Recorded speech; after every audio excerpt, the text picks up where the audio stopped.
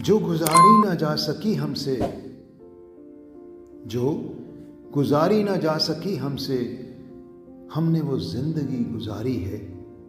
दोस्तों, जॉन एलिया की इन दो लाइनों में बहुत सारे उन लोगों के जज्बात छुपे हुए हैं जिनकी ज़िंदगी बहुत मुश्किल हालातों से गुजर रही है और उनके होठों पर बार बार एक ही सवाल आता है, कैसे गुजारें ये ज़िंदगी। सवाल मुश्किल है और आज के पॉडकास्ट में हम इसी का जवाब ढूंढने की कोशिश करेंगे, किसी पुरानी किताब के सूखे पन्नों में नहीं, बल्कि मेरे साथ घटी एक सच्ची घटना के ज़रिए। तो दोस्तों, आखिर तक मेरे साथ रहिएगा। मैं ले चलता हूँ आपको लगभग 30 साल पहले। डॉक्टर होने के नाते हमारे बहुत काम मुश्किल होते हैं, लेकिन सबसे मुश्किल काम होता है कि किसी सीरियस मरीज़ की प्रोग्नोसिस उसके घर वालों को बताना।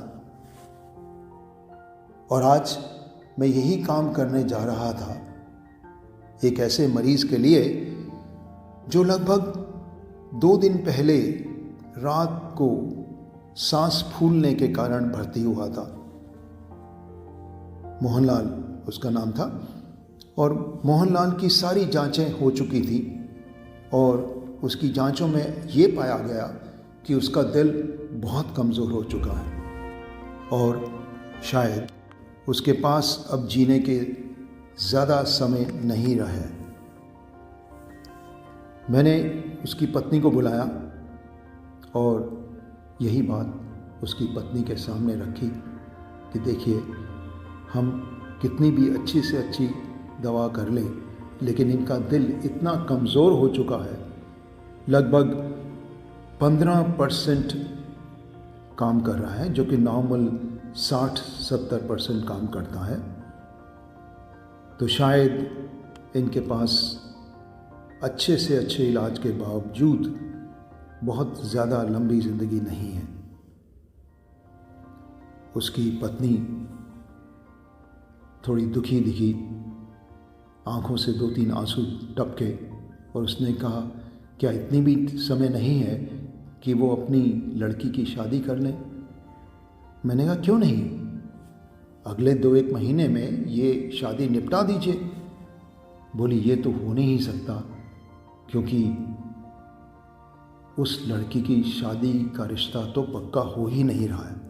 हम इतने दिनों से कोशिश कर रहे हैं, लेकिन उसका रिश्ता पक्का नहीं हो रहा। आपने देखी तो होगी डॉक्टर साहब, कमरे में मेरे साथ खड़ी रहती थी।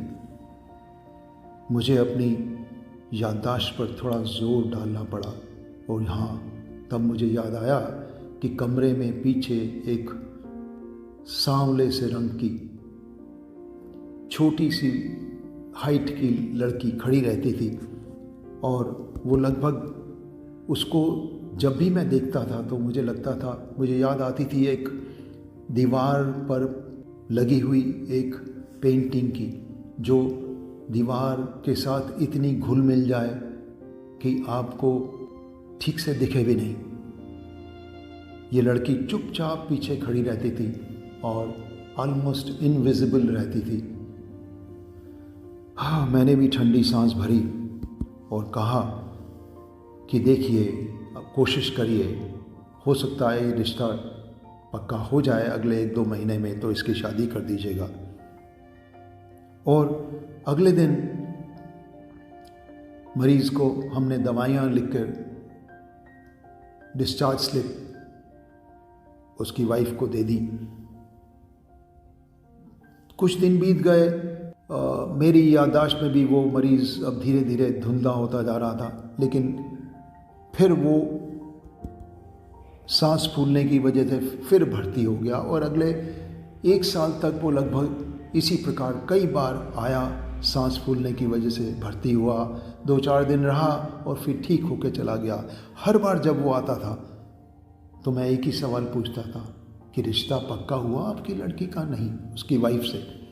और हर बार एक ही जवाब मिलता था कि नहीं, अभी तो पक्का नहीं हुआ।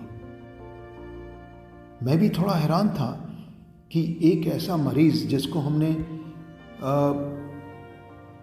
मुश्किल से 2 या 3 महीने दिए थे जीने के लिए, ऐसा लगता था हमें, वो इतना लंबा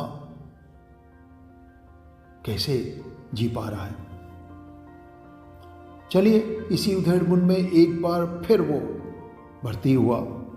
सांस फूल रही थी तेज़ और सुबह का समय था। वो भर्ती हुआ, हमने उसको फिर ऑक्सीजन चलाई और 1-2 घंटे में थोड़ा सा इम्प्रूव कर गया। तो उसकी वाइफ बोली, डॉक्टर साहब आज इनकी छुट्टी कर देंगे आप जल्दी। मैंने कहा इतनी जल्दी तो छुट्टी नहीं कर पाऊँगा, ये थोड़े सेटल डाउन हो जाएंगे तब छुट्टी करेंगे, आप क्यों जल्दी कर रही हैं? इसे आज मेरी बेटी का रिश्ते के बारे में फिर कुछ लोग घर पर आ रहे हैं, इनका होना ज़रूरी है।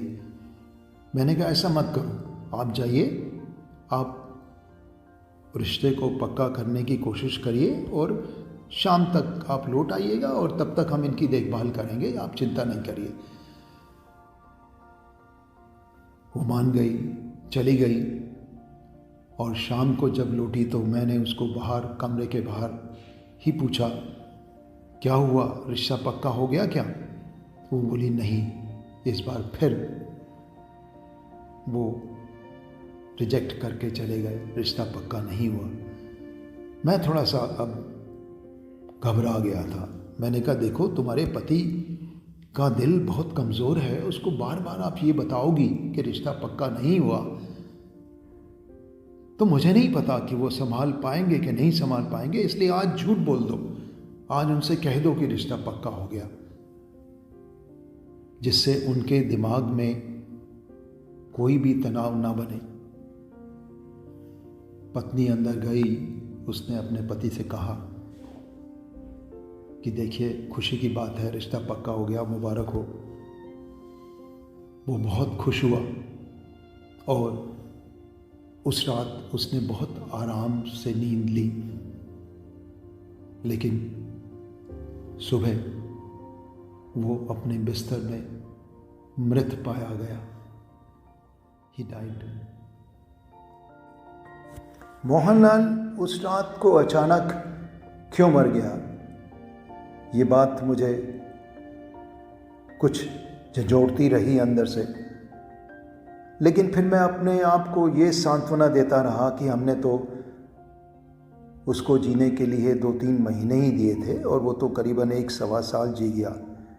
लेकिन उसकी मृत्यु का राज मुझे कुछ दिनों बाद समझ में आया, जब मैं एक किताब पढ़ रहा था।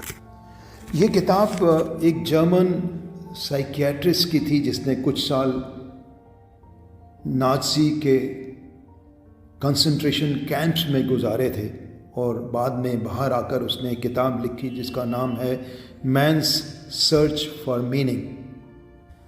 और उस किताब में विक्टर फ्रैंकल अपने एक्सपीरियंसेस के आधार पर लिखते हैं कि नाज़ीज़ के कंसंट्रेशन कैंप में जिन जिन लोगों के पास वाई टू लिव का जवाब था, यानी मैं क्यों जीऊं, उनके पास हाउ टू लिव का भी जवाब था, यानी वो किसी ना किसी तरीके से जीते रहे।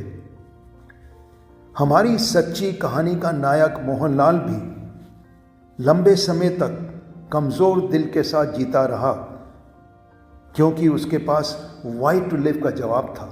वो जीना चाहता था जब तक उसकी बेटी का रिश्ता पक्का ना हो जाए।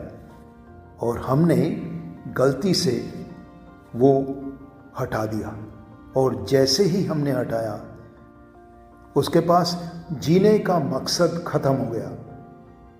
और जैसे ही उसके पास जीने का मकसद ख़त्म हो गया, उसने अपनी आखिरी सांसें ले ली।